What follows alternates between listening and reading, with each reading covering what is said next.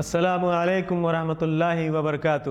الحمدللہ رب العالمین والصلاة والسلام علی رسولہ الکریم نبینا محمد وعلی آلہ وصحبہ اجمعین، اما بعد۔ ناظرین کرام، اس زمین پر زندگی کے لیے پیڑ پودوں کی بڑی اہمیت ہے۔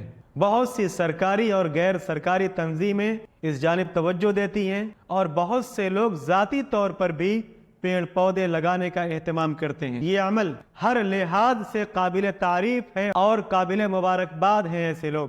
اللہ کے نبی صلی اللہ علیہ وسلم نے اپنی متعدد احادیث میں پیڑ پودے لگانے کی ترغیب دلائی ہے۔ ایک حدیث جو صحیح بخاری صحیح مسلم کی ہے، اللہ کے نبی صلی اللہ علیہ وسلم نے اس میں پیڑ پودے لگانے کے اخروی فوائد بھی بیان کیے ہیں۔ معلوم یہ ہوا کہ پیڑ پودا لگانے سے دنیا میں فائدہ تو ہے ہی، ایک مسلمان کو آخرت میں بھی فائدہ ملنے والا ہے۔ اللہ کے نبی صلی اللہ علیہ وسلم ارشاد فرماتے ہیں، ما من مسلم یغرس غرسا او یزرع زرعا، کہ جو مسلمان کوئی پودا لگاتا ہے یا کوئی فصل بوتا ہے، فَيَأْكُلُ مِنْهُ طَيْرٌ أَوْ إِنسَانٌ أَوْ بَهِيمَةٌ، اس کے لگائے ہوئے پیڑ سے، پودے سے، فصل سے کوئی انسان کھائے، کوئی پرندہ کھائے، کوئی جانور کھائے، لگانے والے کو اس کا فائدہ یہ ہوگا، آپ فرماتے ہیں إِلَّا كَانَ لَهُ بِهِ صَدَقَةٌ، لگانے والے کو صدقہ کرنے کا ثواب ملے گا،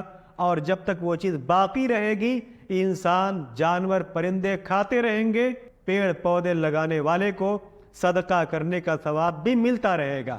اللہ رب العالمین ہم سب کو اس جانب بھی توجہ دینے کی توفیق عطا فرمائے، آمین۔ والسلام علیکم ورحمۃ اللہ وبرکاتہ۔